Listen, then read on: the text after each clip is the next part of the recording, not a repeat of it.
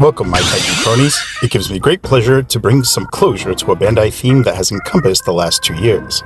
If you followed my content, you'll be aware that I did a dual review for the Hedorah standing, crawling, landing stages, followed a few months later by the recently released flying stage, done purposefully in the order of this evolution. I now can take it back again to 2023 for the monster's final form.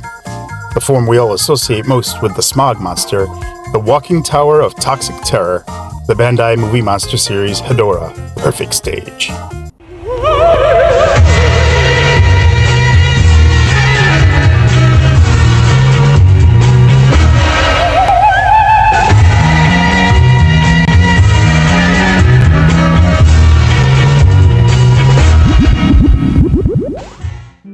Perfect! In Godzilla vs. Hedorah, an alien life form attaches itself, theoretically, to a comet and comes to Earth where it feeds on our harmful byproducts, toxic waste, and noxious gases from our factories, cars, and other pollutants. As it consumes these unnatural hazards, it evolves quickly from a terrorizing tadpole-like life form to a four-limbed landing stage lurker who inhales smokestacks like a bong rip. He becomes so high, in fact, that he believes he can fly, and so he does, in his next form, the bizarre UFO horseshoe crab manta ray-like flying form. But it's the next and final form that is the most iconic. The shambling mound of sludge and muck that towers over Godzilla and becomes one of his most resistant foes. In this stage, Hedorah has an arsenal of acidic assault weapons, from his sludge slugs he fires from some bulbous port, his disgusting drowning discharge, and his corrosive crimson eye beams.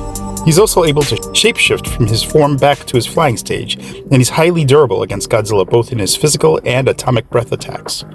Godzilla does harm to him, however, by a well-placed punch to his eye, causing it to ooze his black blood and forcing it shut, but at the sacrifice of Godzilla's own vulnerabilities, also with a wounded eye and horrifically burned skeletal hand. Hedorah was a creepy villain when I was a kid. He wasn't a frenetic spaz like King Ghidorah or a psychotic bully like Gigan or a childlike chump like Megalon. He was a gurgling giant who would chuckle at his own sadistic handiwork. His garbled, chirping sound was an alien and unsettling. And now this shambling mound is here for my review. So lend me your eyes and ears, fellow followers. Ah yes, Hedorah, like his previous forms, follows suit in the color department. Molded in that drab, gray, greenish, mucky color, and sprayed with an assortment of silvers, reds, and yellows. This form feels more complex and generous with its applications. Where the landing and flying form sprays felt random, and they are here, and make no mistake, the perfect form does have concentrated blasts in certain parts of the body. Most predominant is the silver, covering the majority of his outer surface while his lower extremities retain that greenish base color. His head is almost completely silver, as is his outer arms and upper shoulders and chest. There's also a healthy dose of it on his backside down to his tail. The metallic yellows are prevalent on his misshapen back sack, now one whole sack, not two separate. The crest of his head, where the crack opens up and glows red before he fires his crimson eye beam, is also yellow. It bleeds down just above and around the outer eyes. A duller sulfuric yellow is revealed underneath his droopy arms like the bottom skin of some lizard tail. The metallic red is also splashed around his back sack and wrapped around his shoulders in the front, like some ragged scarf. Leaving the best for last is his ominous eyes, enveloped in a crimson red and gold iris, finished off with a black dot. As I had observed in my previous review, I wish we could get the O's line details from the cornea from those close-up shots, but Bandai do what it does. Sculpt-wise, this is truly an amazing piece. The textures are more complex here than his younger forms. Craggy crevices and droopy driplets over this rendition. Its arms are just as droopy and misshapen, not uniform with one another. His feet still have that puddle toe look that carried over from his standing landing form, and his tail is a twisted mass of rotten licorice. As I previously referenced, his back sack is a massive deflated tumor, looking depressed in the center. His head sculpt is just as creep-inducing as the movie suit implies. His eyes, the biggest draw of his design, are flanked by bumpy ridges on the inner sides. I was happy with the previous Perfect Form Bandai released in 2006, despite its small size.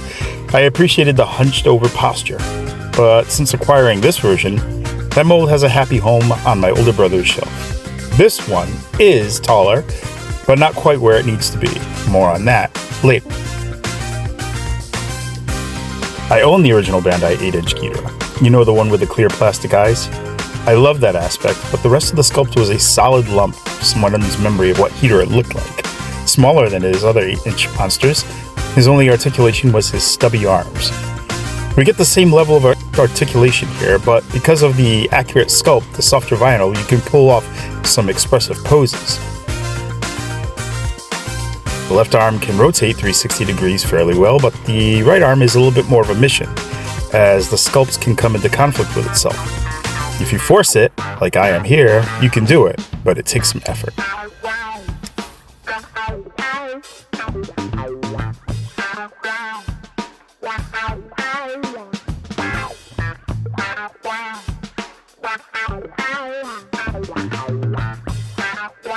Godzilla 64 is one of the most commonly used suits in the Showa era, starting with Destroy All Monsters. He's also the suit featured in Godzilla vs. Hedorah. Everything here almost works, as these two on their own are fantastic. However, the scale isn't quite there.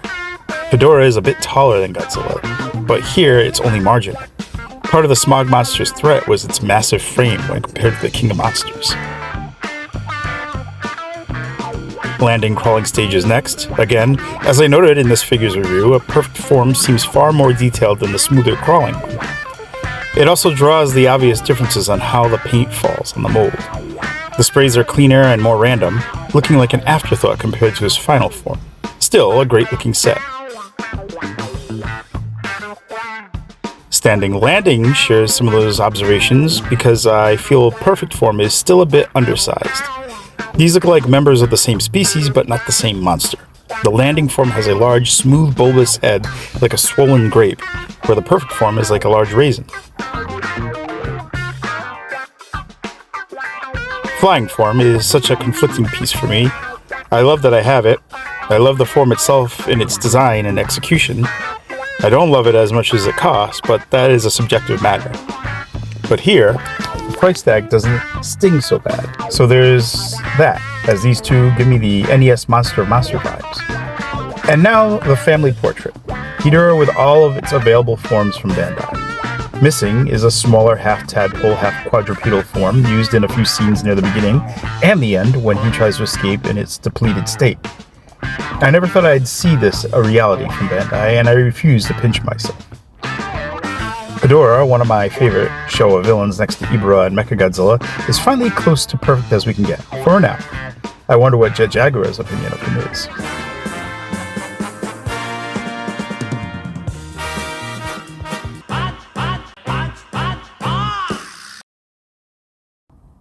Five punches. That's an above-average score for vinyl that isn't multi-posable nor to proper scale. However, when looked on for its intricate detailing, multiple color apps, and capturing that creepy menace from the screen, those outweigh its shortcomings, definitely deserving of a spot on your Showa shelf. Well, that's it. I've covered all the various forms of Hedorah from the Bandai Movie Monster series, not counting the variety of her colors and previous 2006 Perfect versions. It feels like an accomplished closing of a chapter. Can I finally be done with this kaiju? Or will we see new variants of him down the line? Comment down below with your thoughts. Tell me your favorite form of Hedorah and the overall impressions of this set. Also, if you haven't as of yet, please like, share, and subscribe. Even as Godzilla's 70th anniversary year is coming to a close, there's still plenty of kaiju content coming your way from Showa Showcase. Thanks for watching.